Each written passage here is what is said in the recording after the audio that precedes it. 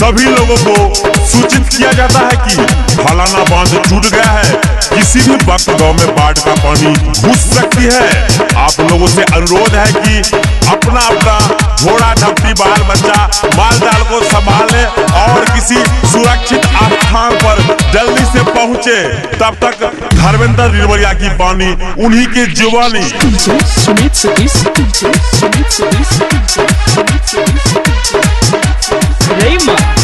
माँ Gayatri reporting studio. 10 दिन से बरसे बरसा एना जुआर लौट रे। 10 दिन से बरसे बरसा एना जुआर लौट रे। आइल साहबन के महीना देखी बाढ़ लौट रे। आइल साहबन के महीना देखी बाढ़ लौट रे। 10 दिन से बरसे बरसा एना जुआर लौट रे। आइल साहबन के महीना देखी बाढ़ लौट रे। आइल साहबन के महीना देखी बाढ़ लौट रे।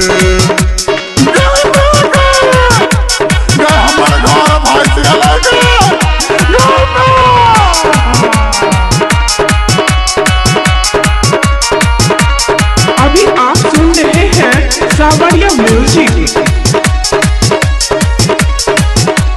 धान के खेती रे केहल रे डूबी, बौआ बुच्ची सब देखा पैना डूबी।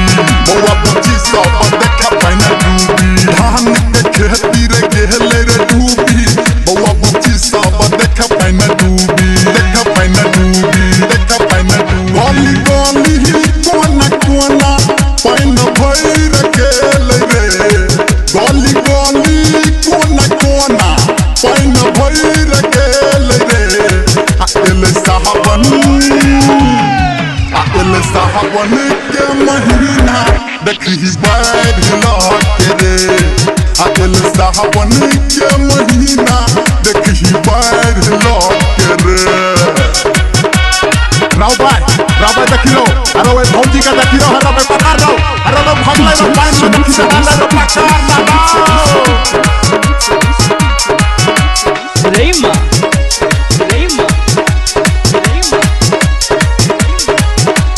भर गल पानी से घर दुआर रे। भोला बाबा सबके लगेत पार रे। भोला बाबा सबके लगेत पार रे। भर गल पानी से घर दुआर रे।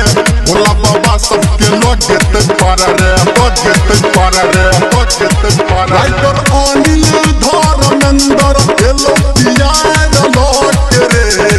डीजे संजय गौतम एलो देखी पियार लौट रे। आइल साहबन के महीना देखी बाढ़ लौट रे। आइल साहबन के महीना देखी बाढ़ लौट रे। 10 दिन से बरसे बरसा एना जुआर लौट रे। आइल साहबन